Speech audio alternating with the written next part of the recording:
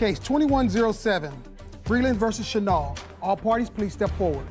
Kashana and Michael Breland are suing Kashana's stepdad, Harry Schnall, for car repairs and damage credit. Miss Breland, this is your stepfather. Yes. That's your dad. Yes. This is your claim. He needed a car because his car, which was an old Cadillac, was going in for repair. Your dad had bought you a car in 2018. Yes. And when he bought you this car in 2018, it was a 2013 car that you kept 18, 19, and 20? The vehicle? No, I had the vehicle from 2018 to July 2019. So just for 1 year? Yep, July in 2019 was when I made the agreement to give the vehicle to... Okay. You made the agreement to give it to your stepfather with a proviso because you were buying a new car, another car. Yes. According to you, that he would take over the payments on the car because there was a loan on the car that you were paying off and that your father was a signatory on. Yes. And you have children, and I don't know why this car was no good for you anymore, but you said you got another car because of your children. Yes, I got another vehicle because I had an additional son and it just wasn't enough room for 3 kids. What kind of car is it? It was a GMC Terrain. It's an SUV 5-passenger, but I felt like I needed a little bit more room, so I ended up getting a 7-passenger. That way I could have the 3rd row. Okay. So according to you, the arrangement was he would take over the payments on the car, and the car would be turned over to him as soon as he finished making the payments on the car. Yes. Was that your agreement with him? Yes, that was our agreement. And he did make payments on the car in 2019, 2020, 2021, and according to you, he stopped making payments in 2022. What month in 2022? January 2022 was the last payment I received. As a result of which, both of your credits were at risk. He dropped the car off at some relative's house because the engine was blown. He had it towed to some relative's house and stopped making the payments. Yes, that is correct. Your stepfather says, well, that really wasn't the agreement. My Cadillac wasn't working. It was in the shop in 2019. And the agreement was, while the car was in the shop, I would use your car and pay you $225 a month for it. But as soon as my car was out of the shop, you would take the car back. That's what you say, sir. Yes. Yeah, I would take it back until my car got fixed. And the only reason it took so long to get fixed because of the pandemic, you know. And why? People couldn't go into their garage to fix a car? Yes, they probably could, but at that time, I really didn't have the money to go and pay for it, so I just... Well, that's your problem.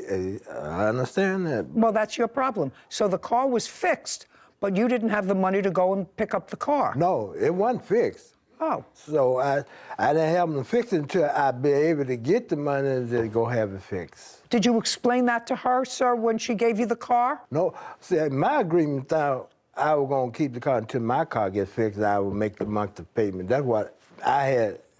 I understand that, but what... Yeah. I understand that. Okay. Mr. Chenal. Yes. But taking your story, if my stepfather said to me, listen, I'll take your car, I have a car that's in the shop, I'll use it and pay for it while the car's being fixed. Not what? In my view, that would be, well, maybe it would take you 2 weeks. Maybe it would take you a month.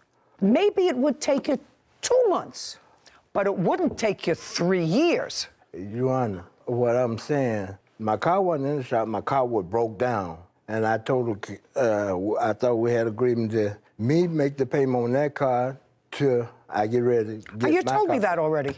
Car fixed, but I didn't put it in the shop till I was able to put it in the shop to get fixed. You devalued her car while you had it. Yeah, okay. You devalued the car. You got a car that was running. You used the car for 2.5 years that was running. It stopped running because the engine was blown. Yes. So it was dead stop. You had to have it towed to somebody's house. Yes. And then you stopped making the payments on it. Yes. Yeah. Yeah. I hear what you're saying. Right. I think she had a lemon because... She didn't have a lemon. You drove it for 2 years. Yes, but I just had got the oil changed in that car a month before the engine blew. And you drove it for 2 years. Yes. Well, then it wasn't a lemon. His stepdad, Harry Schnall, owes for car repairs and damage credit Now, you know, you have to act not only responsibly, but it would seem to me morally. This is your stepdaughter. You've known her for a long time. Yes. She went out, based upon her agreement with you, she went out and bought another car. Yes. Does the other car have a loan? Yes. Well, now she's stuck with 2 loans, and one of them has a car that you blew the engine on. I made sure the main was up on that car. I think she had a lemon because... She didn't have a lemon. You drove it for 2 years. Yes, but I kept... Well, I just had got the oil changed in that car a month before the engine blew. I don't know why the engine blew. How many years did you have the car? 2 years. And you drove it for 2 years? Yes. Well, then it wasn't a lemon. Okay. How much was left on the loan of the car? There is still $3,752.63 owed left on the vehicle. Okay, and where is the car now? It is parked at a relative's house. Your problem is the car is in your name. So you have to sell the car, subject to this lien. You have to be able to get something for the car. Do you understand? Yes. What's the value of that car? Based on 80,000 miles, it didn't say in the papers, but around 7,000 to 9,000. And what if it's in very poor condition? I have to look into Take a look and see, because this car so far is not running. Yeah. And it hasn't been running for almost now a year. Yes, that's correct. So at best you could sell it for scrap. So you have to get the car and you can scrap it because nobody's going to buy it when they can't drive it.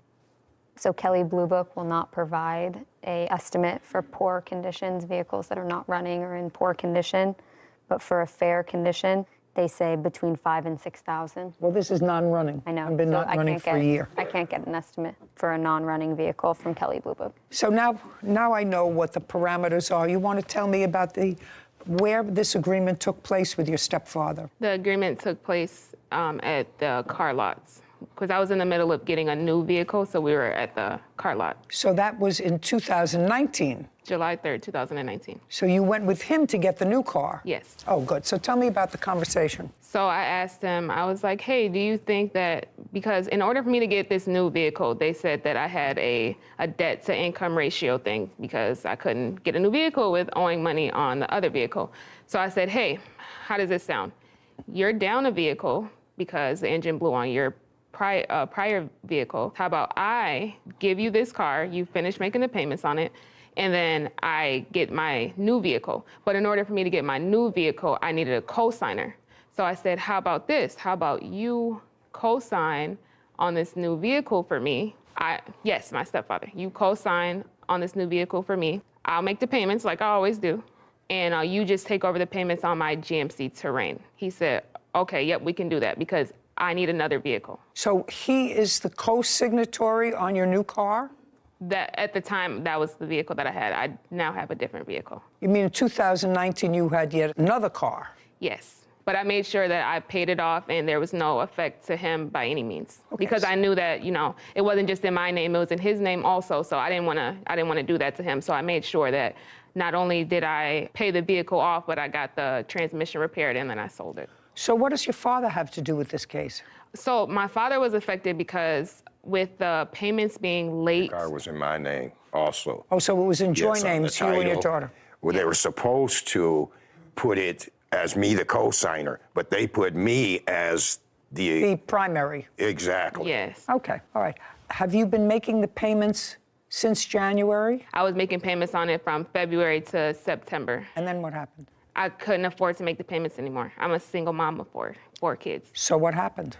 So it's behind now. Since September? Yep, it's behind since. September, October, November. So it's Yeah. behind 3 months. Yes. Had they notified you that they want to repossess it? They haven't not noticed. repo. They've given us options to try to save our credit after Okay, I'd like to see what those options are. Did they send it to you in writing?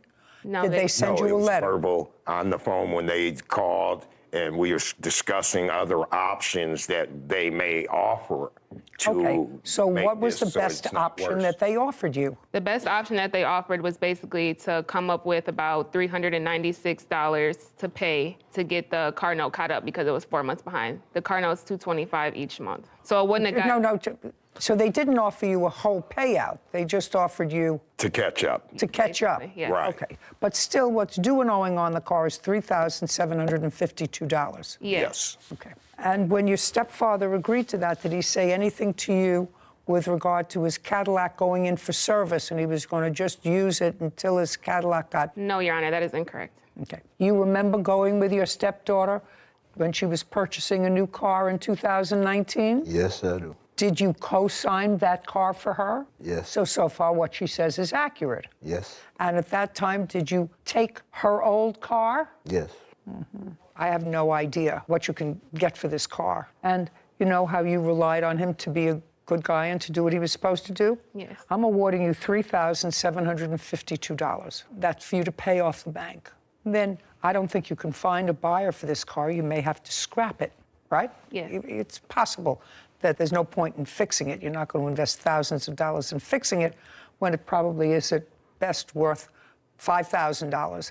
And if it's going to cost you $3,000 to try to get it up and running, it doesn't pay. It doesn't pay. So I'm going to rely on you to do the right thing. It sounds as if you do that while I'm awarding you $3,752, whatever money you get for the car goes to him.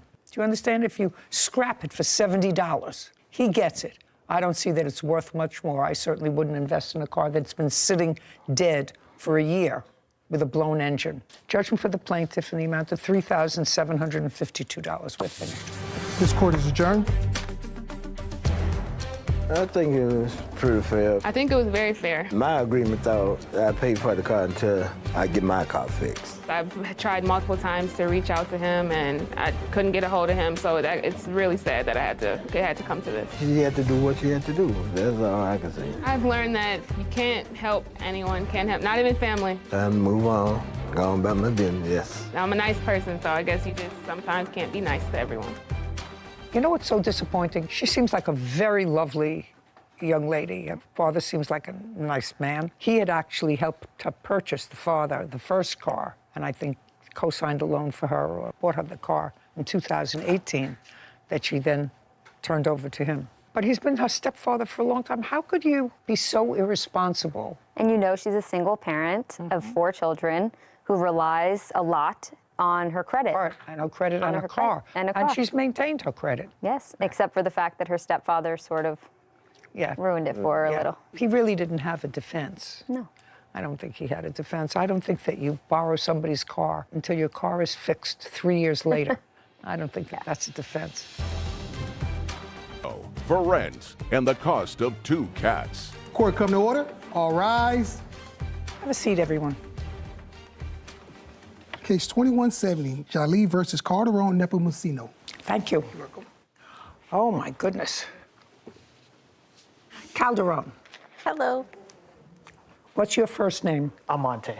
Amante. Yeah. Good. It's much easier than your last name for me to pronounce. Mr. Giglio, this roughly is what the case is about. You and Miss Calderon were in a relationship for a period of time. You decided to take an apartment. You were both on the lease. So far, correct? Correct. Your arrangement with Miss Calderon, which seems to be consistent in both your complaint and your answer, is that you had a much better paying job. She was going to provide the food and some other stuff for the house, and you were going to be covering the rent when you lived together, which you did. Correct. There came a time when Armante, who was a friend of yours, came to live with you. According to you, he was going to help out with the rent. Correct. He came, he lived with you, he helped out with the rent for maybe a period of time, and then he helped himself to your girlfriend. Correct.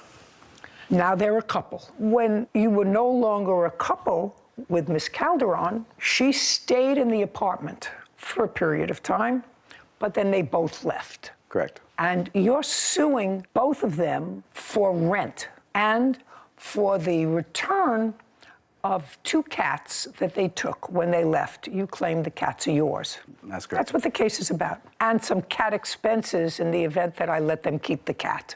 Cats, 2 cats. So when did you and Miss Calderon sign a lease together? We signed the lease together at the end of July with the landlord present. July of 2022? July of 2021. Correct. And it was for a year? Correct. And you had a job working for whom, sir? I work for a company called Steris. What do they do? They provide medical equipment to hospitals all over the world. How long have you been working for them? I going to have 8 years under my belt this year. And when you moved into the apartment in July of 2021, what kind of work was Ms. Calderon doing? At the time, she was working at I want to say an animal hotel. It was a pet daycare boarding facility. Okay. Were you an hourly employee? I was an hourly employee. And I am correct that when you moved in July, your arrangement was that you were going to pay the rent. That was The arrangement. correct. When did Armante come to live with you? About August to That's Right. correct. Shh.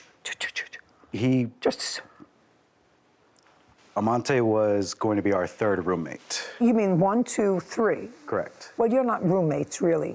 You and the defendant, Miss Calderon, were not roommates. You shared a room. We shared a room And Armante was going to live where? in another room. And what was your arrangement with Armante with regard to paying rent? We would split the rent 3 ways. Is that correct? Yes. And how much was your share of the rent? I would say approximately $927. How long did you live there? I was there when they signed the lease. I watched it all happen when they signed the lease. I came in, they signed Okay. everything. Well, you didn't sign the lease, I did not. but you were there from the beginning? Yes. And it was your agreement with the plaintiff that you would pay a third of the rent? Yes. Great. We asked the landlord Okay, to. so, hey, try not to hold each other's hands. Let's do the coochie someplace else.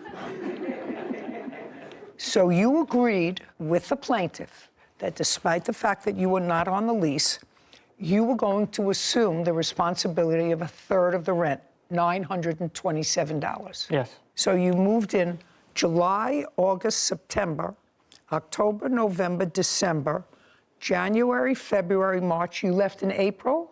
Yeah. So you were there for 9 months. Yes. Did you pay rent for the 9 months? Yes, ma'am. Is that correct? He paid rent for about the 7.5 months. Okay. And then you left. Yes. Why did you leave? I decided to leave because he decided to go to another place he was offered. So What do you I mean he could- decided to go to another place He that was... got a place from his grandparents in another city. So I couldn't hold down the rent with her. So I decided to leave to save money and go back to my parents' house. Now, Mr. Jalil, you see, you don't make up a story like that, like he just told me. A lot of that has the ring of truth to it. Where are you living now? My grandparents' house in an in-law unit So when did you tell them that you were going to a different place? in March. When did you leave? I left in July. Did you let him know that you were staying until the end of the lease? I What? What? I discussed with them that I would be leaving, but I would stick around to help them find either a different location or even suggesting that we all went back to our respective families just to, call it. Mr. Jalil, this isn't working for you. I have to tell you something, sir. This case is not working for you at all. And it's only because Mr. Ramonte is very direct with me that you're suing them for $10,000. Where does that come from in your mind? Your agreement with her was you were going to pay the rent. You were never out of pocket. Your agreement was you were going to pay the rent. He paid his rent when he was there. He paid his 1/3. You then told them you were leaving. That's a whole different story than what you wrote in your complaint, Mr. Giulio. Do you understand? Correct. It's a whole different story. So, at best, Armante would owe you for 3 months' rent if they just left. But you told them that you were leaving. Now, when did you find out that they were a couple? I found out at the end of April. Were you all living together? Yes. So you just had 2 months left to the lease. So he was paying you, he paid you in March, you had May, June, you signed the lease in July, so it was over at the end of June, June 30th. It would have been over at the end of July, Your Honor. Well, she doesn't owe you any money for rent. At most, he owes you 2 months' rent. Tell me why you left. My job doesn't pay that well, so I decided to go back to my parents' house. When you took this apartment, this expensive apartment that was almost $3,000 a month rent, had you had a discussion with Armante about moving in with you before? Yes. Okay. Mr. Jalil, I'm reading your complaint because something wasn't registering right with me. You say you moved into the apartment together in August of 2021. Then you go through a whole bunch of stuff about a cat and then another adopted cat. You said in October we adopted a second cat. Around this same time, a third roommate moved in to shoulder some of the rent. Well, that's not true. He moved in right at the beginning. And that was... That was what? That was... A mistake. That was a mistake. Okay, but Armante acknowledges that he agreed right at the beginning. He volunteered the fact that he was there at the lease signing because it was agreed at the lease signing that he was going to pay a third of the rent. So, sir, you owe him rent as long as you show me that you've paid the rent. You moved out in July? Yes. And you paid your rent through July, or were you evicted? No, I paid my rent in July. Through July? Yes. Okay. 1854. Armante, you owe him $1,854. That's for 2 months' rent. Got it? Okay. I'm not subtracting anything because you stole his girlfriend. That's fair. What were you requesting when you filed your small claims case? Either the return of both cats or $5,000. That's not happening for you, Mr. Jalil. And later today, There were restrictions put on the space. No. You have to pay attention, Okay. sir, because what I'm suggesting is really in your favor. Oh, okay. Let me. Okay. E. Calderon and Amante Nepomuceno are wrongfully keeping his cats and owe him rent money. Now let's deal with the issue with the cats. She doesn't owe you any rent. That was not your agreement with her. You moved out in July, August, September, October, November, December.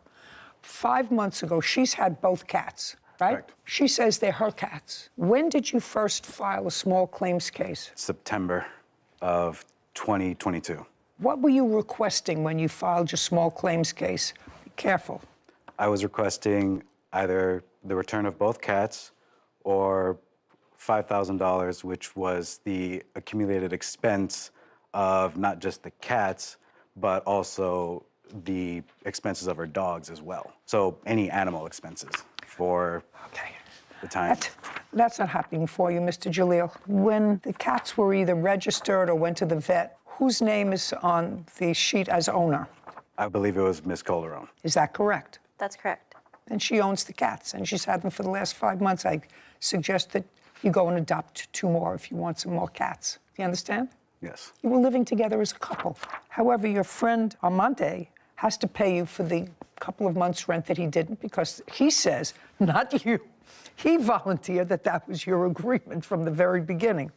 So he owes you $1,854. We're finished. Thank you very much. This court is adjourned. I think he's just kind of butthurt that I moved on. At least now I can put everything behind me and say that I did try. I didn't think it would escalate this far. All you can do in a situation like this is just you learn from it and you move on. The heart wants what the heart wants. This is what it is. It's life.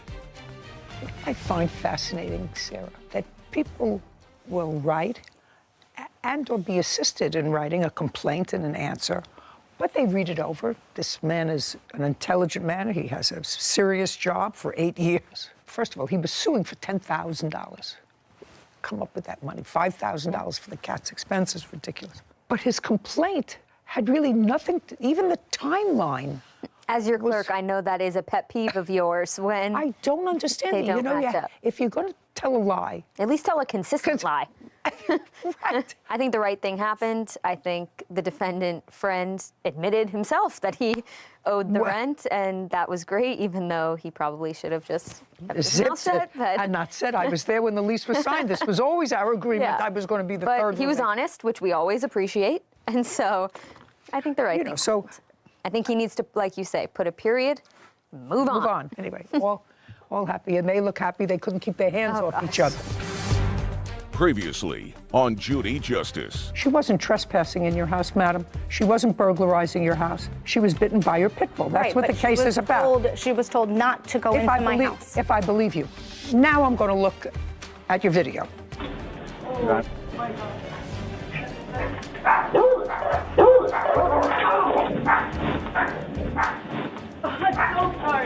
She even said it was her fault. It wasn't her fault. It was your fault. You had the dangerous animal. How is it my fault? Just a I second. told her Don't not to go don't in my ask me- house. Don't ask me any questions, madam. And now, the conclusion. Mila Bazin is suing her former employer, Sarah Adams, for lost wages and pain and suffering after being bit by Sarah's pit bull. Okay, my issue actually is in addition to everything else, why would a seemingly smart woman have a dog that she would have to warn people about to come to her front door? Why? I say to myself, why? I don't understand that. And when I was preparing for this case today, looking at the complaint and looking at the answer, I could do a little multitasking. I was reading the newspaper. This is today. A 7-year-old Louisiana girl was mauled to death by a neighbor's pit bull after it ran into her family yard. The name of the person is here. A child was playing outside her East Baton Rouge Parish home Friday when the dog barreled onto the property and viciously attacked her. Family member tried to stop the dog by hitting it with a walking cane, but the animal couldn't be deterred. First grader suffered multiple bites to her face and severe skull damage. She died. The dog was euthanized. The dog's owner told the officers he wasn't home during the attack and regularly lets the dog roam the neighborhood. He was charged Saturday with homicide. Yeah. Perfect. Perfect. I would go right from charge to execution. Your Honor, I also have proof that another lady down the street was bitten by... I'm going to get to you. I'm not finished. Okay. I'm not finished. I don't understand. I have others. Because it looks like you look like dog-sitting mom killed by pit bulls. North Carolina woman was mauled to death by 2 pit bulls she was dog-sitting for after the mother warned her to stop watching the animals, according to reports. That's all. Husband came home, found her in the backyard being eaten by 2 pit bulls that she was watching for her son. I don't understand. I have more, but I won't bore you with more. So I don't understand why intelligent people have a dog that they know is capable of killing somebody, of just turning and killing somebody. I don't understand it. I think, insurance companies can legally discriminate against people who have pit bulls by saying, we're not going to insure you. And there's a reason for that. But, Your Honor, I told her before she left not to go in my house.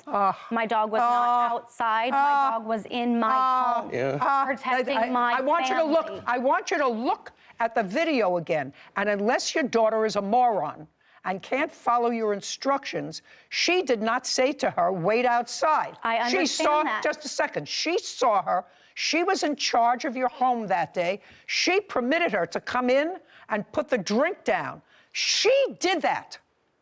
You want to watch the video again, or do you acknowledge it? I don't need to watch the video So you acknowledge it. So I don't care what you said to her. When she got there, the circumstances were such that your daughter, who is taller than you are, was very happy to have her come in instead of saying, you're not allowed to come into my house because we have this vicious dog. She's not vicious. Oh, yes, a dog that bites somebody that's coming in with... She was protecting my children in my home. Just a second.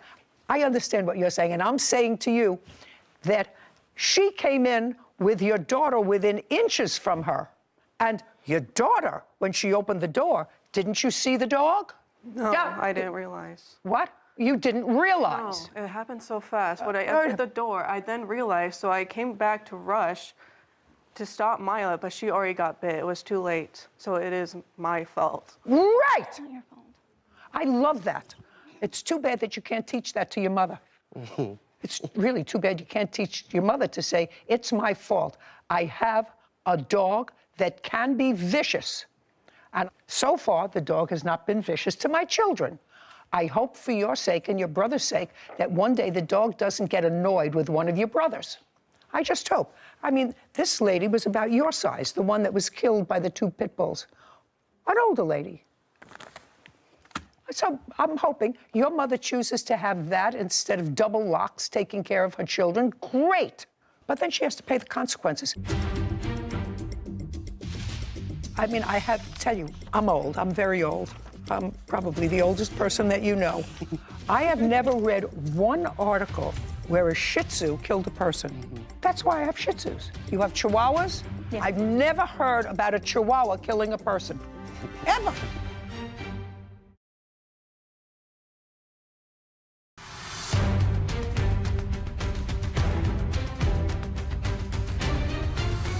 Mila Bazin claims her former employer, Sarah Adams, owes for injuries after being bit by Sarah's dog. Sarah says Maya accepted a $300 settlement from the incident. Now, may I see the note that you had from a previous neighbor? Yeah, so this is a text message from Sarah to me stating that the neighbor down the street... I can read. Okay. Nobody can state to you. Okay. What was the name of the other woman that got bit by your dog? Your Honor, it was my neighbor and Just a second, I asked you for a name. Did she get bitten anywhere around this time? No. What year? It was 2020, and it was a dog fight that me and her were both trying to break up. Just a second. It was 2020. 2021, excuse me. Okay. She is my neighbor. Just a second. So a year before, when in 2021? Give me a month. I don't remember. Summer, fall, winter, Fall. spring?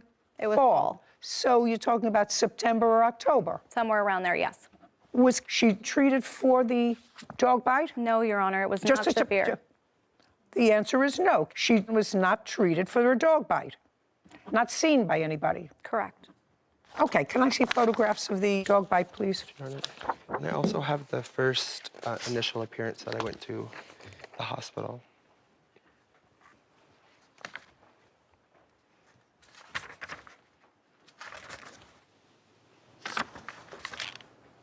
Now you can step back up. I have another question for you. Now you were there. I heard you say from inside, "Oh, I'm sorry, I'm so sorry." Is that right? Yes. Yeah, at least twice. Now, after this happened, what did the plaintiff do? Called me. No. After this happened, just you and your two younger brothers were home. What did the plaintiff do? She was sitting outside on the porch. We came and gave her some towels. Who's we? My brother. So you got some towels. I saw she asked you for some towels. Mm-hmm. And then we tried to give her some Band-Aids. Put the paper down. You're annoying me. She said, just let me come in. So I put away the dog. She said what? Just let me come in. So I put away the dog, and I put her, she was in my mom's bathroom, and we were finding Band-Aids and rinsing it off. And then, I didn't ask you a question. Now, she's in your mother's bathroom. She's trying to clean it up, and you put the dogs where? We have kennels for them, cages. And kennels? Mm-hmm. Okay. You have kennels for them that you put them in at what time of day? Or when anybody is coming over? When do you use the kennels? We use them when we leave, or about to leave, or if somebody's coming over that they haven't met. Okay. Now, you knew that the plaintiff was coming over. Your mother had told you the plaintiff was coming over. Yes. Okay. And did your mother tell you in that phone conversation, would ordinarily ask, because I know I live with people your age and a little bit older, when is McDonald's going to be here? When is it going to be here? Did you ask your mother that question? No.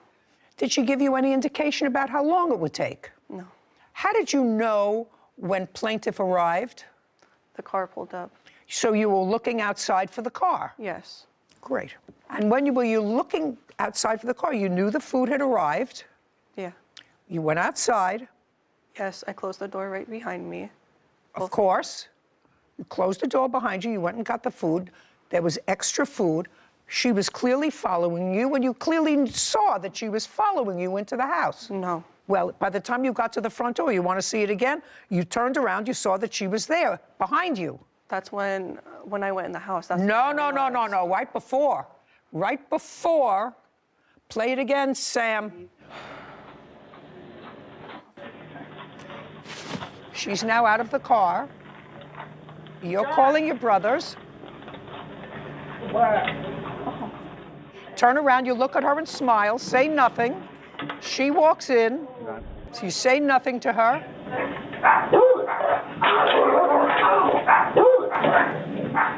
Got it? Don't come in here. Don't come in, just leave it outside. You're both smiling. Smiling. You want to see it again? No, you were both smiling when you walked in. Play it again, Sam.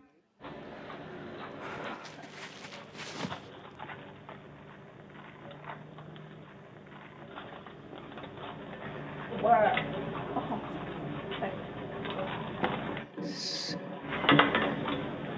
it?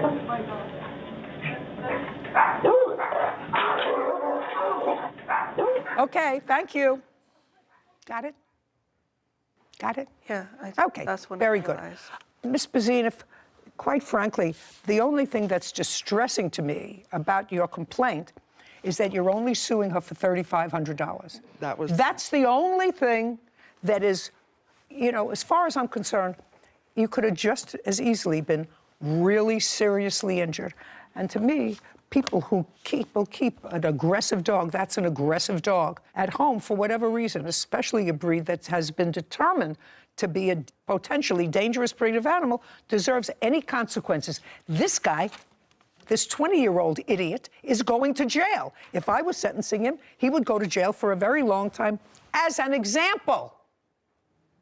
Maybe you have to set examples for people who allow innocent people to get killed because they like a particular breed of dog. I mean, I have to tell you, I'm old. I'm very old. I'm probably the oldest person that you know. I have never read one article where a Shih Tzu killed a person. That's why I have Shih Tzus. I've heard them, they nipped my finger maybe, you know, they ripped my stockings, they ate the furniture leg, but I've never read a piece. You have Chihuahuas, you have Chihuahua. Yeah. I've never heard about a Chihuahua killing a person, ever. Ever. So if you're dumb enough to have a dog, you have to accept the consequences. This guy is going to accept the consequences for his stupidity, for letting his pit bull roam around, by going to jail. And you're going to accept the consequences by paying the exact amount that she's requesting, which is $3,500. Your counterclaim is stupid, and it's dismissed. Your Honor, and I'm done with you. Your Honor, we had an agreement that she signed. Done with you. We had an agreement that she signed. I was very high on narcotics and coming under the influence of coming out of the hospital. I do not remember signing this. And if it was for her to make me feel better because of what happened. I'm sorry, Ms. Bazin, that's not going to fly with me. Then Sarah Adams is accusing her former employee, Mila Bazin, of harassment after her dog bit Mila. Mila claims she did not agree to Sarah's $300 settlement. We had an agreement that she signed. She signed the agreement just a second. for $300, and we were done. Okay, I'd like to see that. Please. If she... On top of that, the next day, she came back into my house to meet the dog that bit her. I don't care. What do I care? What do I care about that? Why would you bring the bit? She picked at it. I have all this evidence that she picked at it, and that's what it turned into because she didn't take care of it. I have to tell you, I don't care whether she took care of it or whether it got infected. If I got bitten by somebody's vicious dog, I don't care whether it got infected or not. That's a traumatic event. The only reason why I was suing... But just a second. But if you signed a release to her, She did. That's a different story. No, I didn't. She signed that paper. Don't.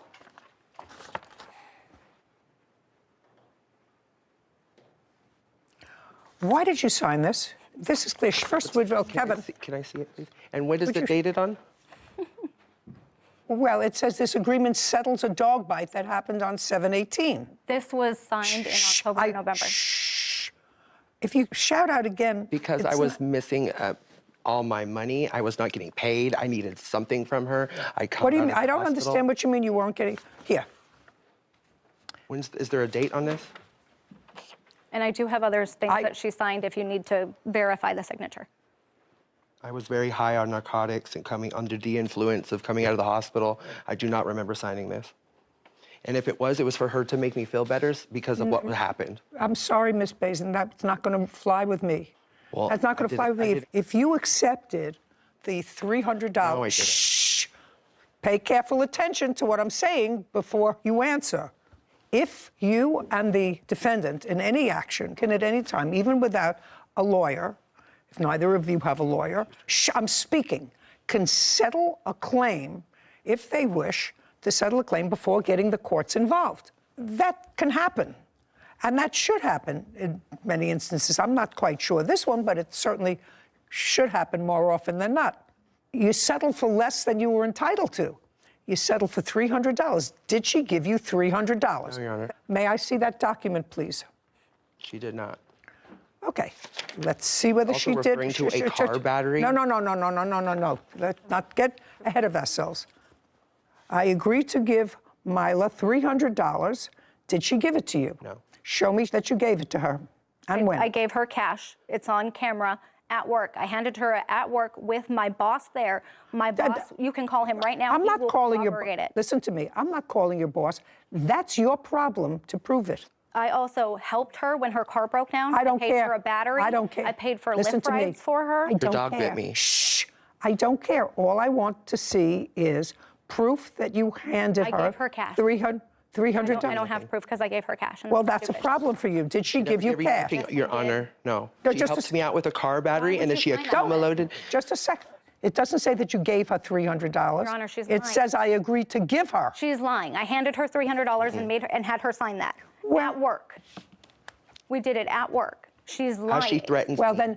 then I'm going to give this to you. She says you didn't give her the $300. You have no proof that you gave her the $300. You have no proof. I don't. I don't. You don't have any proof. $3,500. Judgment for the plaintiff. We're done. This court is adjourned. I feel like if it would have been a Shih Tzu that bit her and did that damage, I feel like the judge would have gone in my favor. And I knew I would get justice coming here for pit bulls. She takes care of the community. I'm so glad that happened that way. I had a lot of evidence, and the reason why her bite turned into what it looks like now is because she didn't take care of it. She picked at it. I was happy to bring the kids food. I'm that type of person. Because I have documentation of her picking at it. She went to the hospital 4 different occasions. It's pretty traumatizing. I know she was fine because I have text messages that prove that she was fine. And all of a sudden, the dog just got me. That it was her fault. She knew better than to go in the house. Right when I walked in, the dog lynched and grabbed my leg. I walked in, and then I realized there was a voice behind me. I went back and saw that Milo was back, and she got bit by that time, so I went to go help her. Locked its jaw, the burnt tooth went really far down deep. Me and the baby girl both had to hit the dog to get him off of me. I picked up the dog, and I put her in her kennel. Very terrifying. I still have PTSD, and even watching that video was shocking. She was constantly complaining about the dog bite to myself, my boss, slandering me every chance that she got. Absolutely ridiculous. And I said, Milo, look, this needs to be settled once and for all. Bullied me and put me in a position, cornered me, and made me do what she wanted to do. She was my boss, so whatever she said, I had to do. What do you want? She said, give me $300 and I'll sign something saying we're done. So that's what I did. I don't know, some people are different. So I just wanted to point out a distinction in the articles that you brought in. I know you've been hearing these pit bull cases for decades, and so I understand your outrage every time you see one. But the distinction in the news articles that you brought in today as examples, as well as this case, there's a couple key differences. One, the main one being, in the newspaper articles, the dogs were outside the home, outside the control. And in this case, the defendant wanted to make it especially known that the dog never left her home. However, from a legal standpoint, it's a more egregious charge if you allow your dangerous animal out and about in society without any sort of warning. However, just because it's inside your home doesn't absolve you from that responsibility. The plaintiff was still an invitee into the home. Like you had said, the daughter had every opportunity from the street all the way up the sidewalk, all the way onto the porch, and even into the screen door that you can see on the video opened up. Never once said, oh, just wait outside. Even with my own dogs. Or leave the food on the porch. Even with my own dogs, golden retrievers, sometimes I never know if they're going to be overexcited. I say, just hang on 1 second out here. Let me make sure they're good. And I make sure they're happy, whatever. And then I say, come on in. So she had every opportunity to do that, and she didn't. So like you had mentioned to her, it's not like the plaintiff was a trespasser or trying to steal or trying to harm her children. And you're still responsible for your dangerous animals, even if they're inside your home. Yeah. So just think that's a word to the wise, that it's not just when they're outside your control that you can be held liable. I thought it was also interesting, now that I think about it and listen to what you're saying, usually when you have a dog that you know is dangerous, because let us assume that I believed her when she said, you know, I said don't go into the house, which I don't believe her. You usually have a sign if you live in a private house and you're using the dog for protection, to have a sign, dangerous dog. Beware of dog. Beware of dog, because somebody may come and deliver a package, open your screen door. You never know when something can happen. So you at least give the public notice that there is potentially a vicious animal inside. You're absolutely right. Case 2158, Smith versus Crosley. All parties, please step forward. Justin Smith is suing his ex-girlfriend, Jessica Crosley, for an unpaid loan. Ms. Crosley, I'm going to start with you.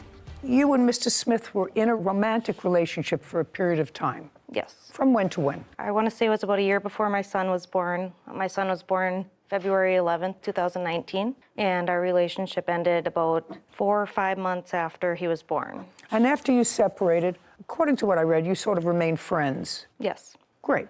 You had some trouble with your finances, and you had serious debt. What kind of work do you do? I am a credit collections agent. Not a good thing when you're a credit collections agent. And this was after you had already been separated for a long period of time. And at some point, what I'm piecing together is you discussed your financial circumstances with Mr. Smith. Yes. And one of your options was to seek protection in bankruptcy. Correct. And Mr. Smith thought that that was a bad idea. Yes. So he suggested that you take out a loan, consolidate all this debt, which was on, I assume, on credit cards with very high interest. And since he had credit, he would take out the loan and you would pay that loan off, which was manageable every month. Is that generally what this is about? Yes.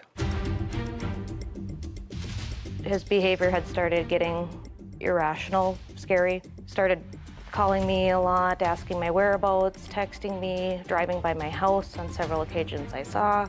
I'm still not understanding why you stopped paying on the loan. Ex-girlfriend, Jessica Crosley, owes for an unpaid loan.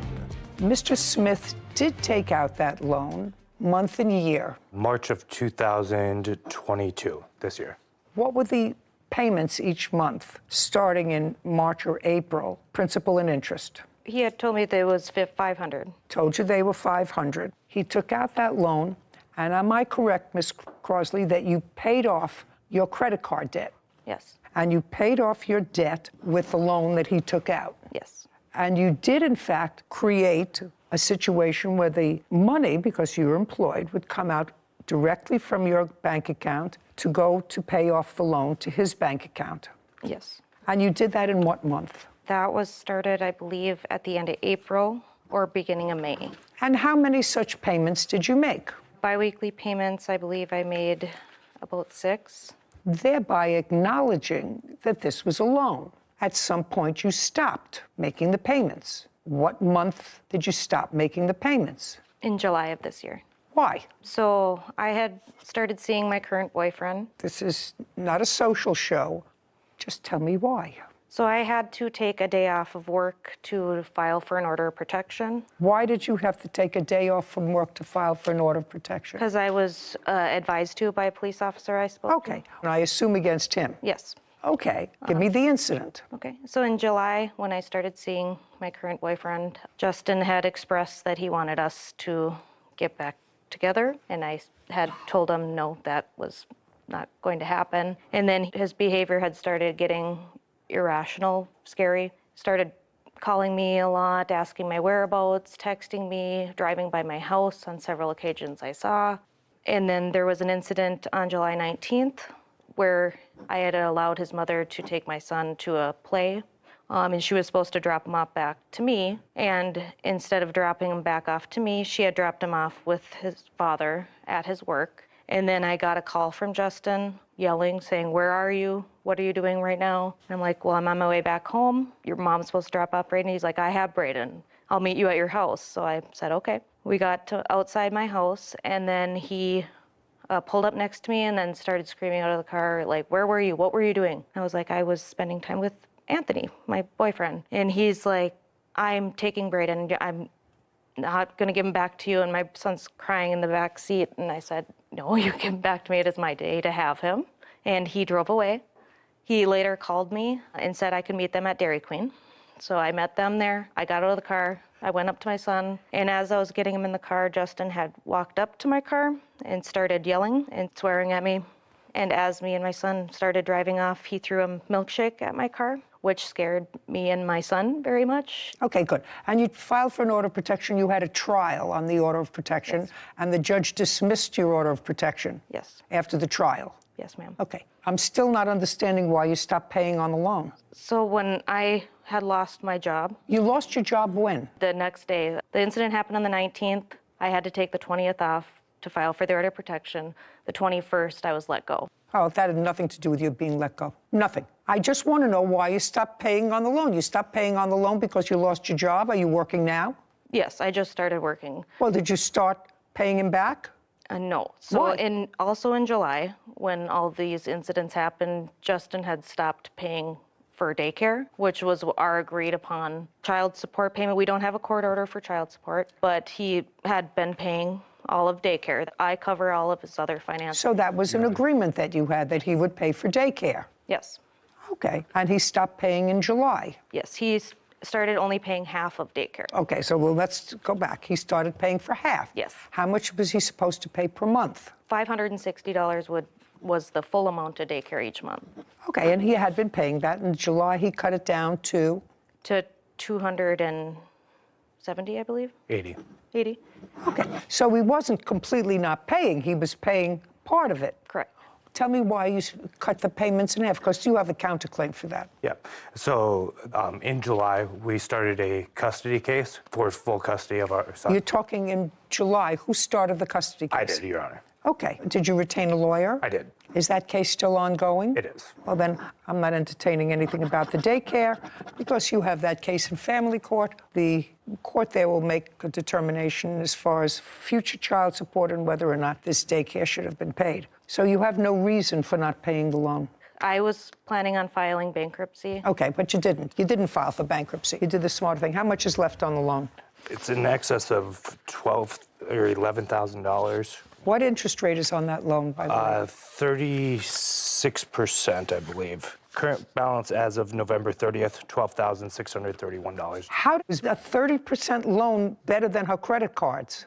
She had some loans in excess of 800%. From whom? Or over 500%. These were online lenders. Oh, wow. Okay, you have a counterclaim. Harassment, daycare costs is out. Lost wages because you say you had to take a day off to file a protective order and you were fired? Nonsense. Harassment, let's hear it. And don't go back to anything that you told the judge during the hearing that you had where he dismissed your application for an order of protection.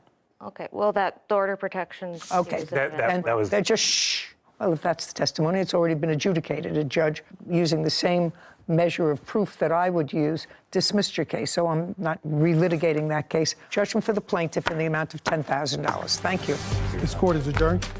I believe he was angry that I started a relationship with somebody. I think the restraining order was part of her defense as to why she didn't want to pay me back anymore. I was ready to file bankruptcy, and he had offered to take it out for me. You know, at the end of the day, the loan is still agreed upon and still needs to be repaid.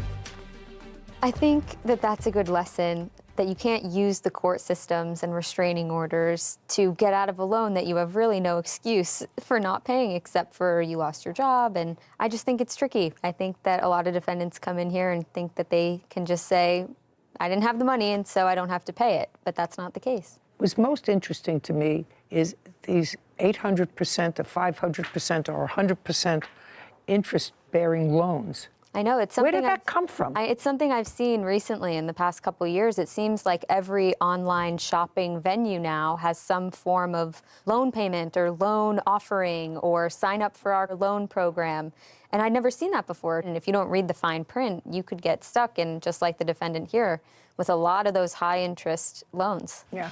Case 3153, Cortez versus Perez. All parties, please come forward. Elizabeth Cortez is suing her son's ex-fiancée, Genesis Perez, for an unpaid loan and mortgage payments. Ms. Cortez, Ms. Perez is the former fiancé of your son. I assume that that's your son. Yes, ma'am. And while they were a couple, and they are no longer a couple, they did the very foolish thing of purchasing a home together.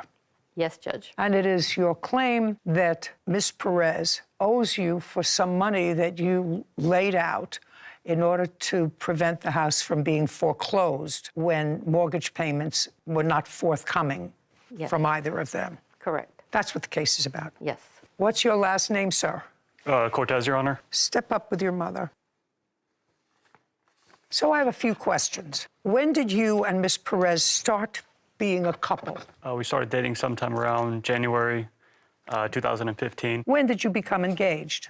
Around August that same year, Your Honor. And when did you purchase this house? It would have been September the 2020, Your Honor. How much was the house when it was purchased? It was $275,000. How much of a mortgage? It was $275,000, Your Honor. So you didn't put in any money down on the house? No, Your Honor. Now, at that time, you and Ms. Perez were living together. Yes, Your Honor. And I assume you had made plans to budget yourselves as a couple. Correct. How did you and Ms. Perez split expenses? She was responsible for the bills, so electricity, things like that. Oh, just a second. Utilities? Yes, ma'am. What else? Maybe groceries every once in a while. Anything else? No, Your Honor. Utilities and groceries. Were the utilities in her name? Yes, Your Honor. And what was your responsibility? I told her I was going to take care of the mortgage. Just a second. So she was paying you utilities and the groceries. Yes. And you were supposed to pay the mortgage. Yes. You lived together until when? It would have been February or March 1st, 2023. And she left the house? Yes, Your Honor.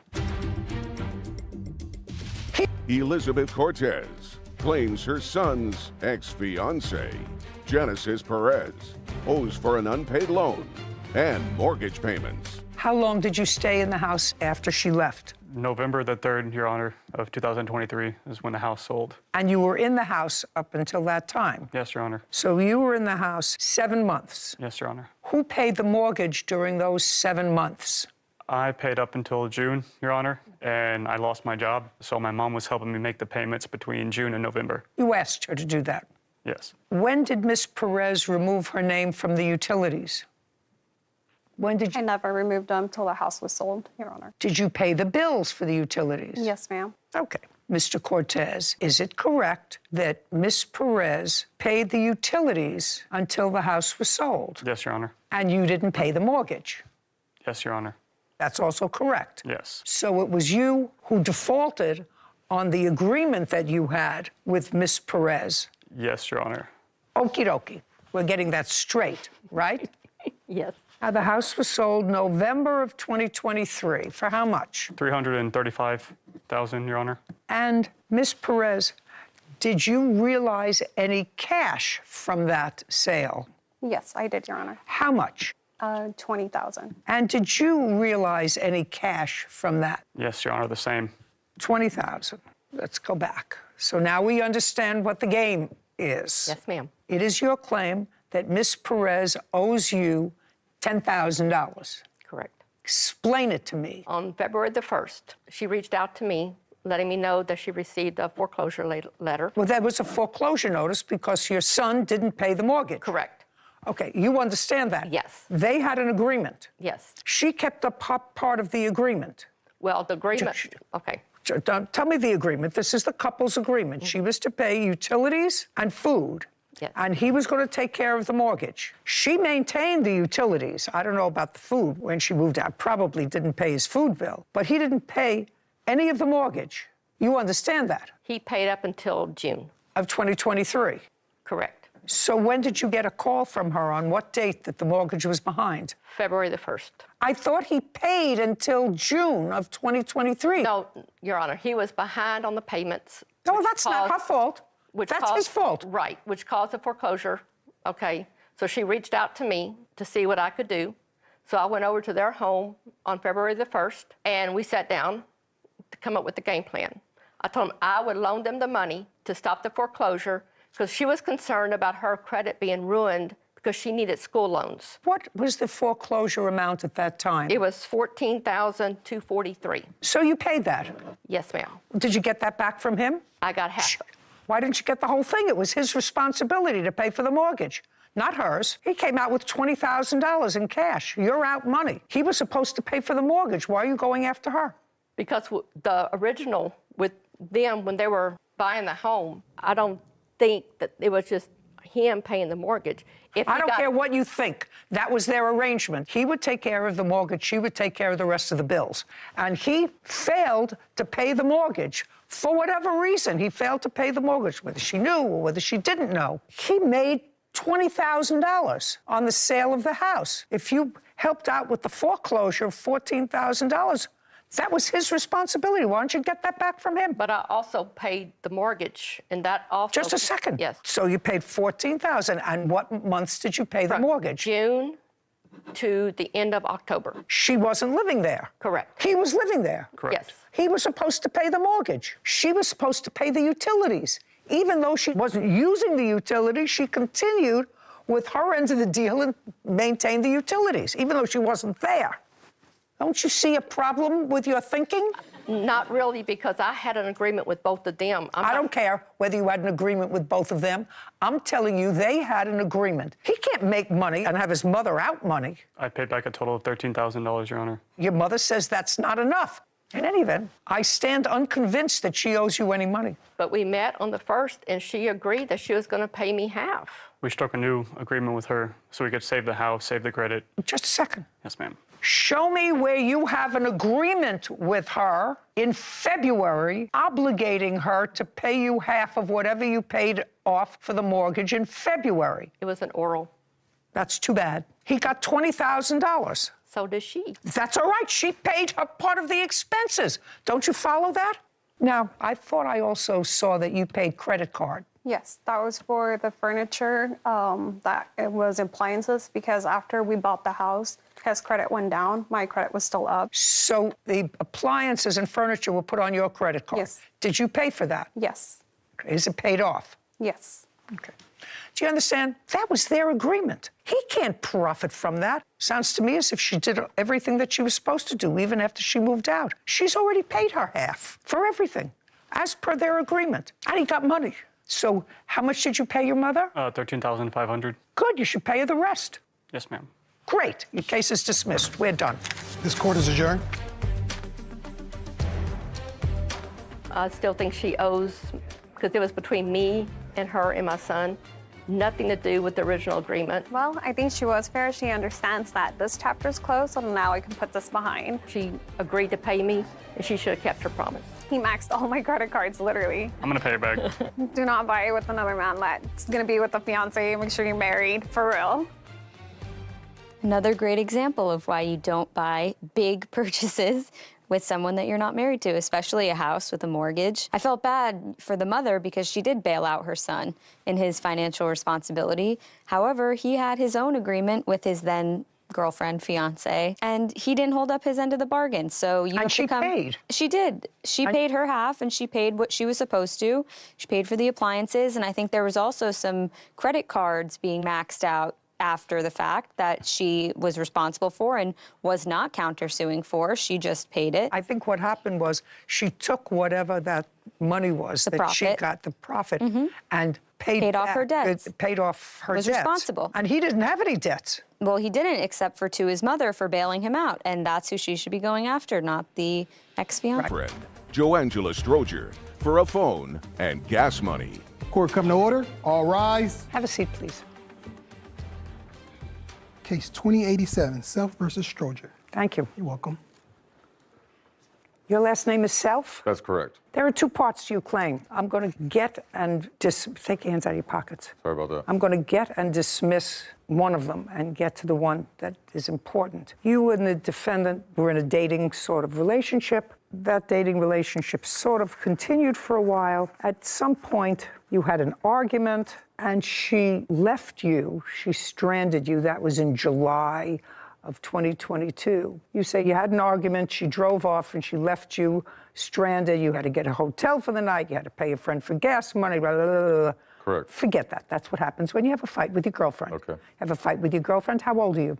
I'm almost 40. Well, for someone almost 40, they know how to get home. Correct. Okay, good. So let's get to what your lawsuit is. It's really about a phone that you say the defendant is responsible for losing or taking. Taking. I have video to taking. And the defendant in some way acknowledges that she disposed of your phone, and she says she had very good cause to dispose of your phone. She's going to tell me why. So I'm going to get some dates from you, Mr. Self, and I'm going to, at the same time, explore what I see is her answer and her counterclaim. Okay. Now, after the two of you had broken up, Miss Stroger was at a bar, and she was at a bar on what date? I would say that would be the 16th. It was actually on the 19th. August 2nd. Was it 8/2. You see how she knows better about these dates than I do. Well, but it's your case. I understand that. So let's say she's right, that it happened on August 2nd. Okay. And at that time, the two of you were no longer dating or a couple. Yes. And you were going to a bar. And when you got there, was the defendant there? Not that I was aware of at the particular time. You didn't see her? I didn't see her, no. What time did you get to the bar? I'd say about 4 or 5. Anybody else at the bar? There's quite a bit of people there, to be honest. How many people? I'd say about 30. Anybody you knew? Quite a bit of people. Of the 30 people there, how many people did you know? I'd say at least 10. But you indicate when you got there, you did not see the defendant. No, I wasn't paying attention to her at the particular time. Well, you say that there were 30 people in the bar, Correct. 10 of whom you knew, so you knew some people, and this was a former girlfriend of yours with whom you had been close association and intimate, right? Correct. And you didn't see her. Well, they have a back patio, and then they also have the indoors and everything like that. And then they have a front area, too, as well, so. Tell me, Mr. Self, when did you, in fact, see her? It's when she was doing the bowling. And that was a little bit later on when I was playing pool. About what time was that? I don't know, probably like 7 or 8. So you had been in the bar for between 3 and 4 hours. Yes. Okay, so now you're at the bar for 3 or 4 hours. And are your friends there, these 10 people that you knew? Yes. Now, I'm going to go back a little bit to the breakup that you two had. Gotcha. Was it a mutual breakup? So what ended up happening and everything that we had a disagreement on the 23rd in Norco, and she left me stranded there, so I had to get another friend give me a ride back to my residence. I can't understand a word you're saying because you're speaking too fast. On the 23rd, Better. she left me at a barbecue and had a friend give me a ride back to Riverside, California. A friend who was at the barbecue. Yes, that's correct. Okay, so you were at a barbecue with her, That's correct. and that was how far away from where you were living in Riverside? I'd say about 20 minutes away. And your friend was at the barbecue, and after you had an argument with her, your friend took you home.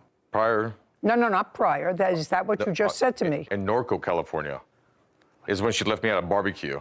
And then at the bar, or when we were down in Huntington Beach on the 30th, she left me. I have video that shows all that. All right. I asked you whether the breakup was acrimonious. So one time she left you at a barbecue where you knew somebody who drove you home. Correct. And you didn't stay in a motel, you didn't do No, I anything else. didn't. Okay, good.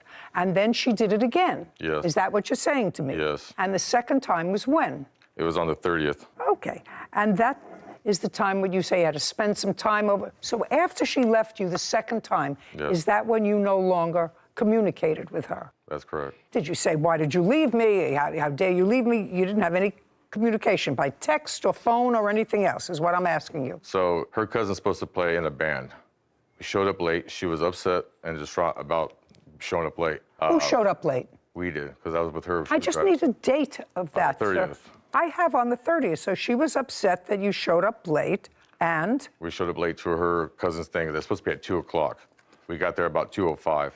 She's upset about that. When we were driving down the road, because we're trying to find parking, which everybody was around and everything, she was getting upset and getting angry with another driver, to the point where I had to pull the e-brake to stop the vehicle, as I thought she was going to run into it. And then what I tried happened? to de-escalate the situation as much as possible. Mind you, there's 2 minors there in the back. I would just like to know, was the breakup, I'm trying to figure out, was the breakup acrimonious or mutual on the 30th? Who broke up with whom? She left me.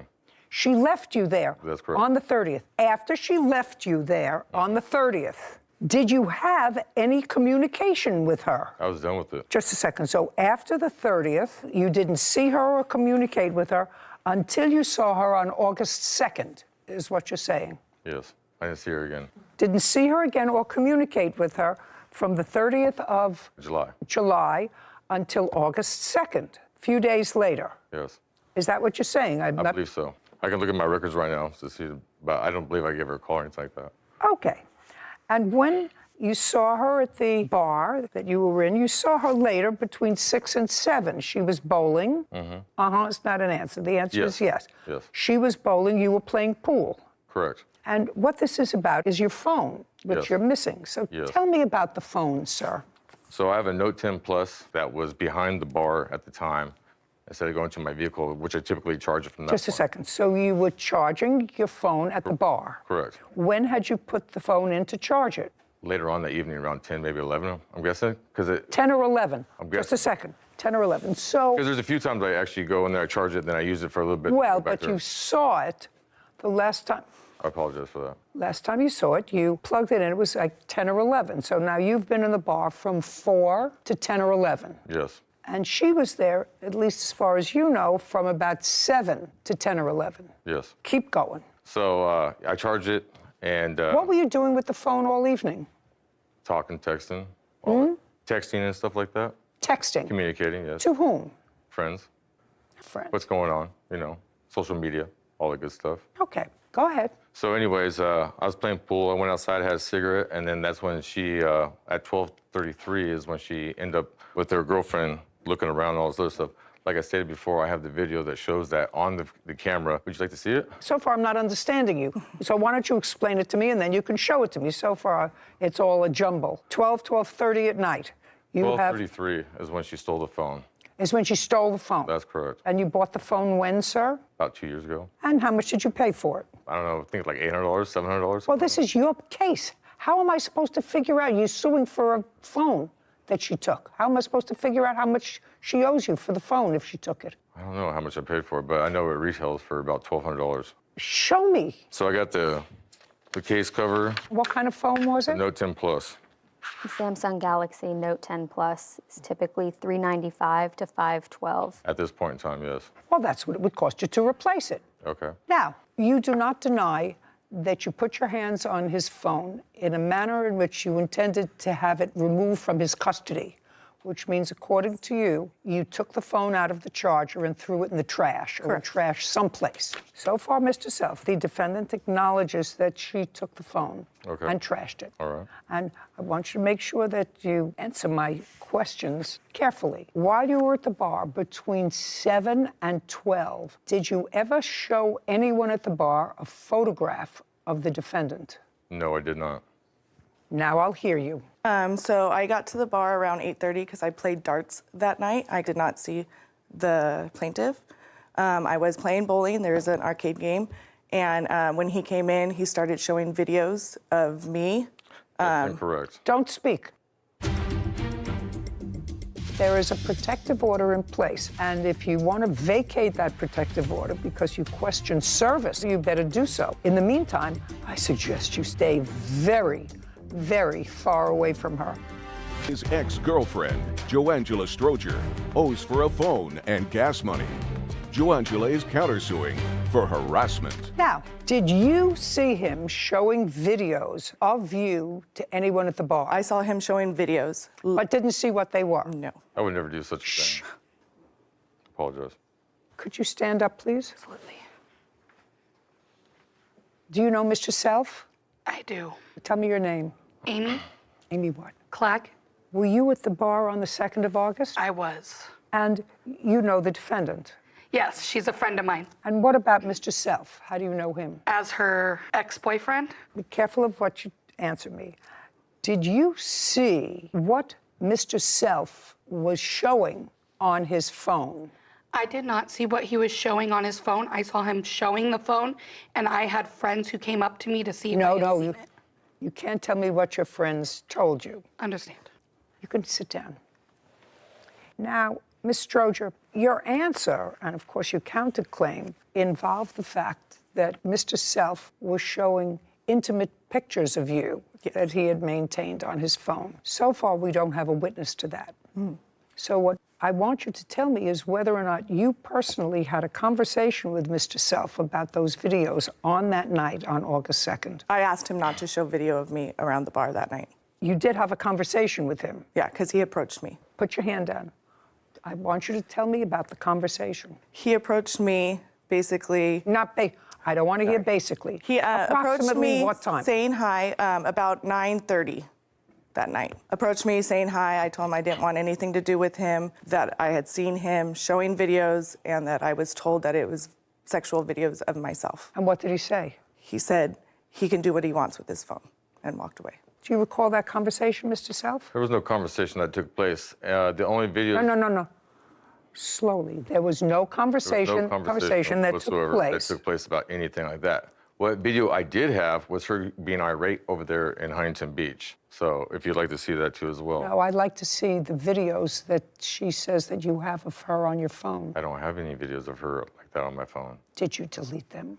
I don't have... Oh, he has a new phone. Got it. He has, just dawned on me, he has a new phone. Well. I did have a letter stating that he did get the backup and he's got all the videos again. Oh, I'd like to see that. I do have a backup. Once I... Just a second. Okay. He sent this to my boss at 1:30 in the morning. 2:43, sorry. Mr. Self, this was sent by you to her boss on the 9th of August. Okay. Would you tell me the purpose of sending this letter to her boss? She does very good at showing that she's a good person and all the other good stuff. No, I don't think, listen to me. I don't necessarily think anything. Okay. I think any woman that allows photographs to be taken of her, intimate photographs that she would not want put on the, I'm speaking that she would not want posted on the front page of a local newspaper. Correct. I think that that's foolish. Yeah. I do. And I know a lot of people do it. I do a shout out every once in a while and say that that's stupid to do. And I think certainly if you were showing those videos or those photographs to anyone at the bar because you were annoyed with her or whatever, you thought it was fun, I think that that's childish, sad, maybe worse. What I want to know is, after this all happened, why you sent this email to her boss.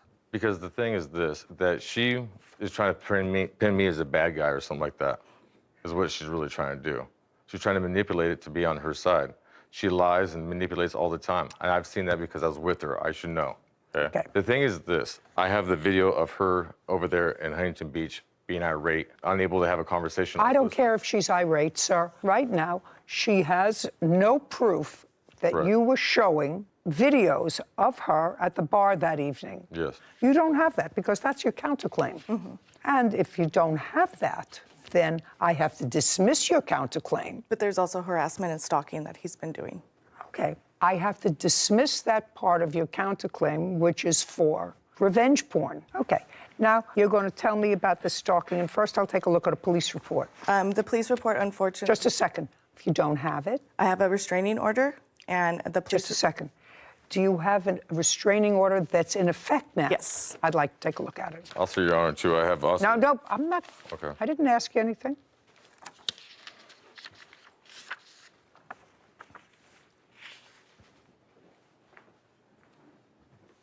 Were you at a hearing, Mr. Self, on this protective order? I never even got served papers at all for anything. I have proof of service. Was there a signature on it? Well, Mr. Self, she has a restraining order that's, and the hearing date was August 25th, 2022. She appeared. You're supposed to stay away from her. I'm just telling you. And I'm telling you, considering the fact, and I don't know whether you were released from prison recently. Are you still on parole? I'm on parole right now, yes. Okay. Well, if you're, I didn't ask you anything. Well, if you're on parole, Mr. Self, and you say you weren't served with this restraining order, I would strongly advise, sir, that you retain counsel and question service. Yeah, I've contacted my probation officer. They're well aware of the situation. Don't tell me what they're aware of. I'm telling you that there is a protective order in place. Gotcha. And if you want to vacate that protective order because you question service of that protective order, you better do so. Okay. In the meantime, I suggest you stay very, very far away from her. He called me yesterday. I called you yesterday? Yes. Don't speak to her. Tell me what the conversation was yesterday. I was on my way to work, and I didn't know the phone number, so I answered it, and he said, please just give me a minute, and I hung up. Did you call her yesterday from that phone? There is a phone. Just a second. That would be a yes. Yes. Okay, and you know this situation is hostile. Yes. And you knew you were coming here today. That's correct. Would you tell me, please, why you called her yesterday?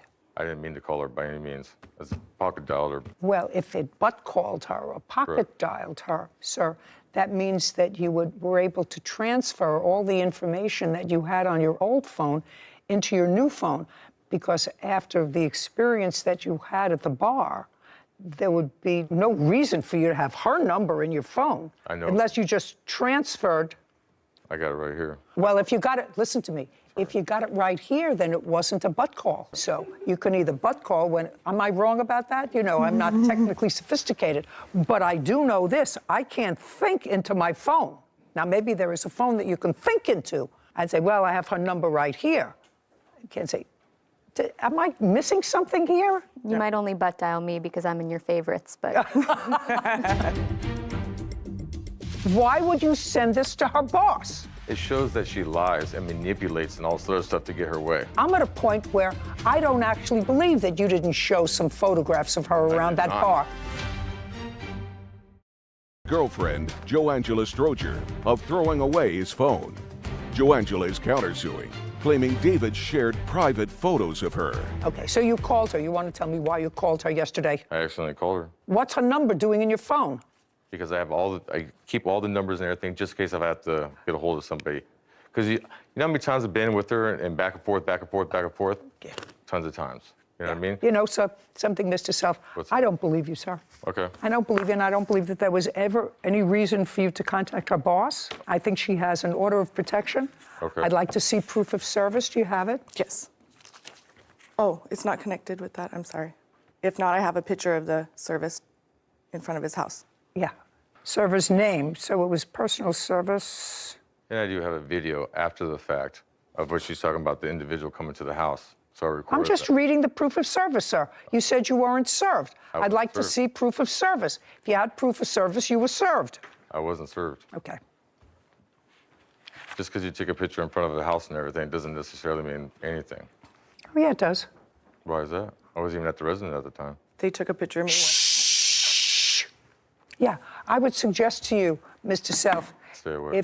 I would suggest to you that hire a lawyer. Okay. If you think that the service was improper, I'm satisfied with it, and another judge was satisfied with it, and I still don't understand why you wrote to her boss. Why you wrote to her boss afterwards. Any other communications? To my boss, yes. May I see it, please?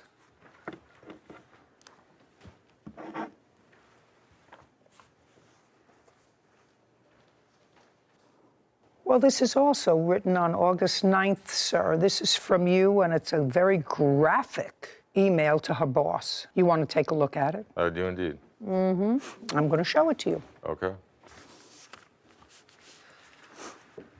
Thank you.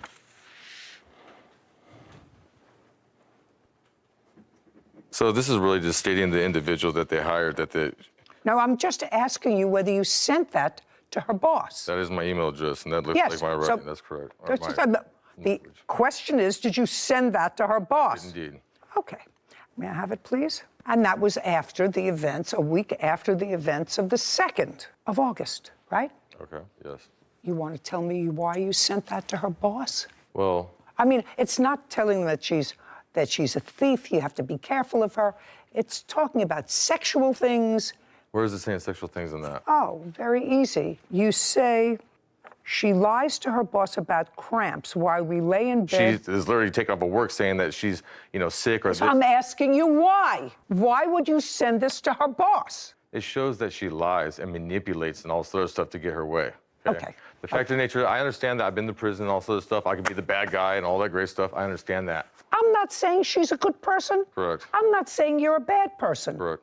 She's got to pay for her phone. Yes. You got to pay for this. Because I'm at a point where I don't actually believe that you didn't show some photographs of her around that bar. I don't believe that you didn't show some photographs of her around that bar. I would never do such a Just thing. a second.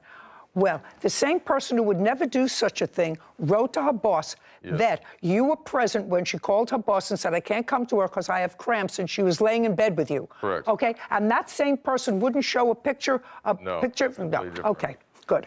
On your counterclaim, I am awarding you $5,000 on your counterclaim. From that, I'm taking off the $500 because he had no right to trash his phone. There are alternatives. One of them is not trashing his phone. Therefore, ordering on the counterclaim a judgment for the defendant in the amount of $4,500. Plaintiff's case is dismissed. We're done. Thank you very much. Thank you, Your Honor. This court is adjourned.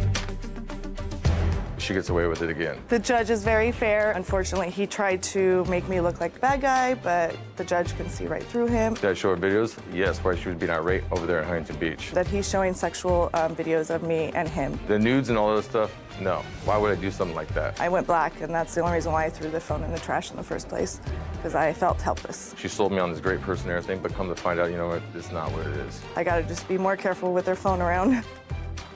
I guess, Sarah, it's because of my generation, but I've been saying for a very long time, even before the internet, because, you know, I was, in fact, young at some point in my life, and they did have all kinds of cameras and Polaroid cameras back in the day.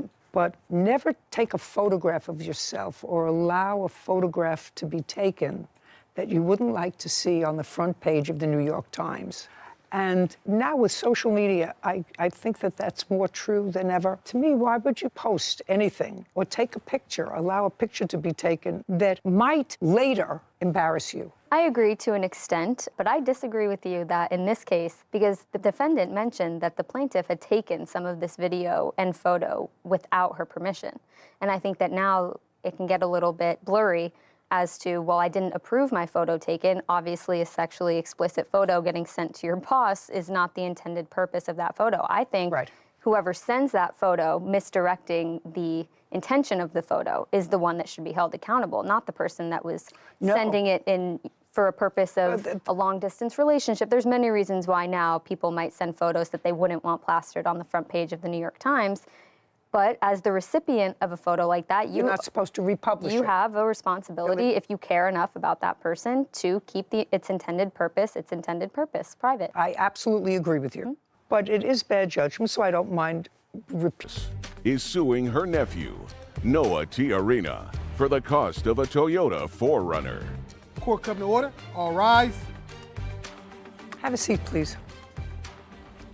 Hello, Judge. Thank you. Case 2160, Canellas versus Tiarina. Thank you. Ms. Canellas, is this your son? Yes, ma'am. And his name is Chris? Yes. Okay.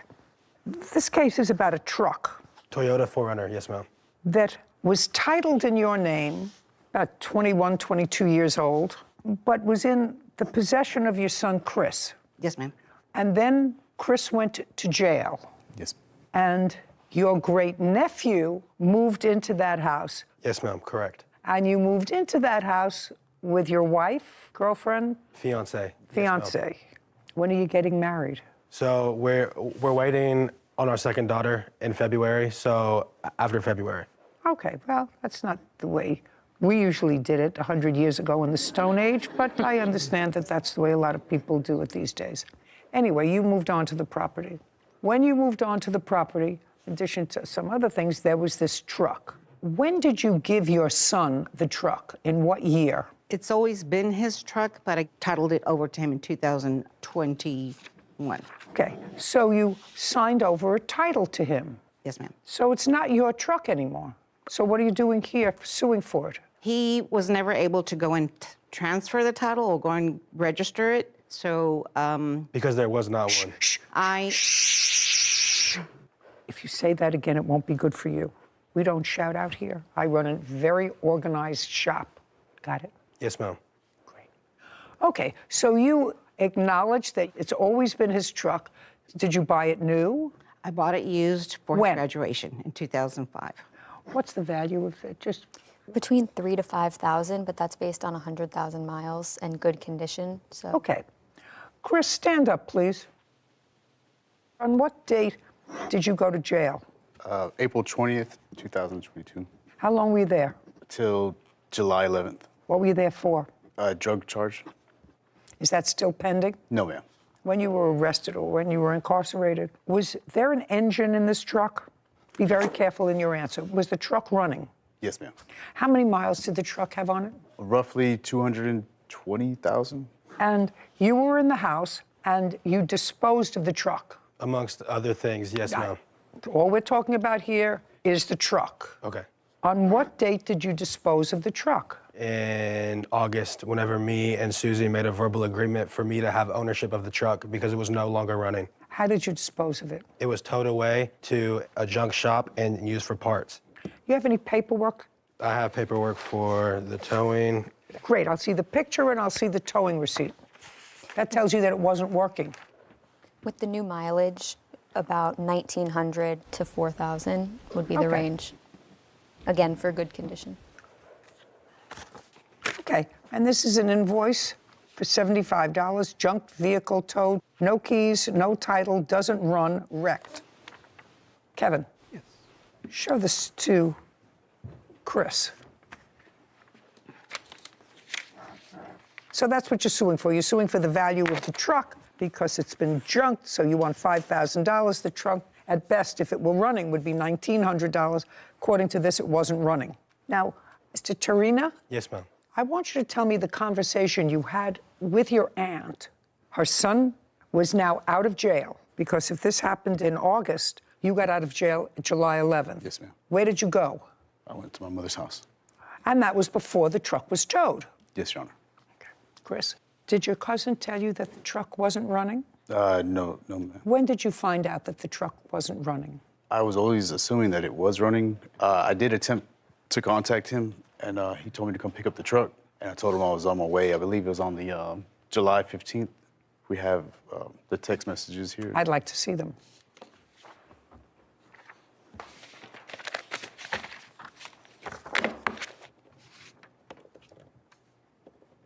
Okay, so this all sounds very civilized. Yes, ma'am.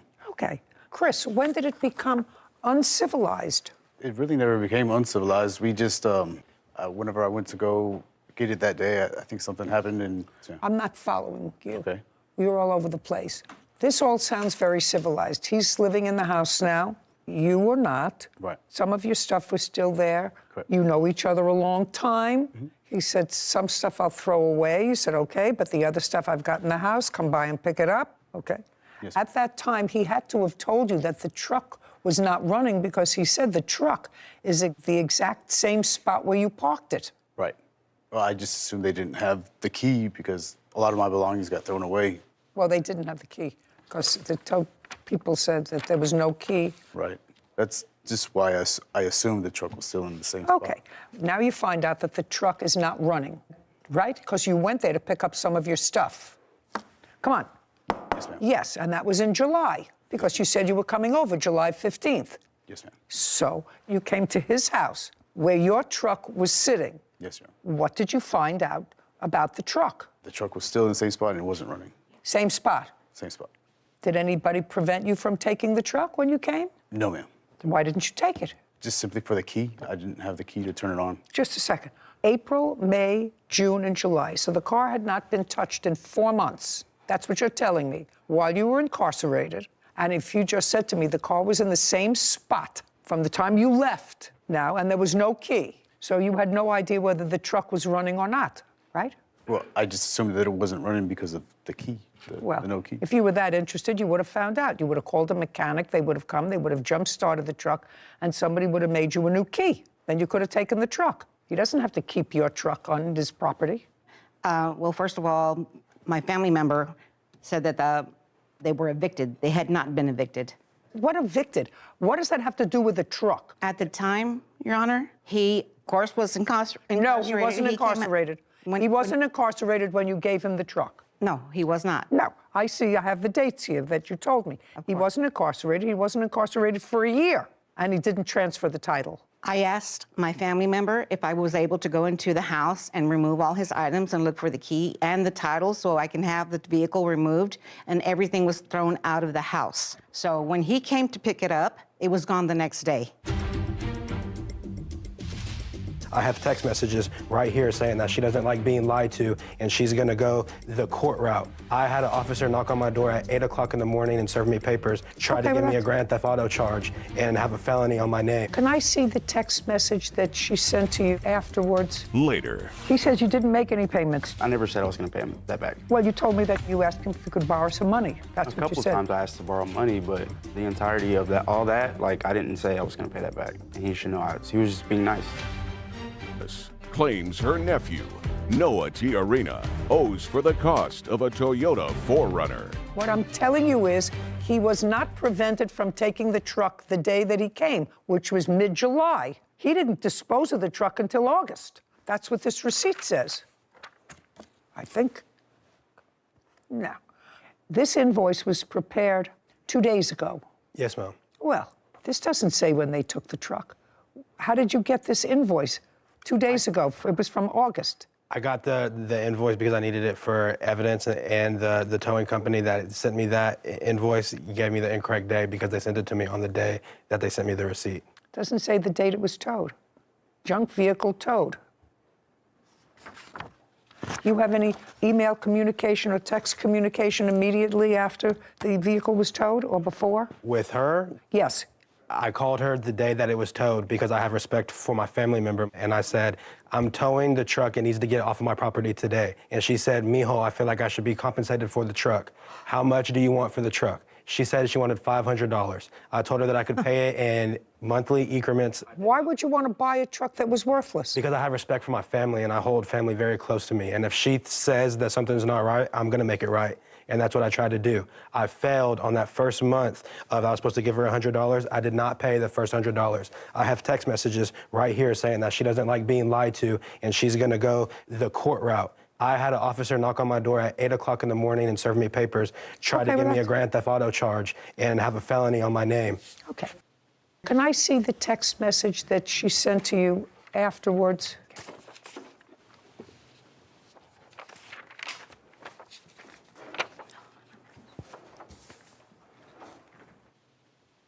Did you recall, Ms. Canales, having a conversation with your nephew about $500 for the truck? No, ma'am, I do not. My witness does. Shh. How was he supposed to pick up the truck when he just got out of jail the day before you had it towed? And I asked for permission to look for the keys and title, but everything was moved out of the garage. At that time, I was taking my mother to the hospital. But it's okay, I just got to go through the court process. Regardless, you're going to get your money, Aunt Susie. So it's clear that you had a discussion with him about money because he says to you, in response to his statement, so I don't see anything here about $500, but he says, I'm going to get you your money. Well, you didn't say to him, what money are you talking about? I just told him I was done. No, you said, I'm tired of the back and forth, which leads me to believe that that's exactly what happened. Do you have any other documentation of this communication that you had with her? I mean, it's a useless piece of junk of a car anyway. The only thing I have is a letter of me mailing her the money order.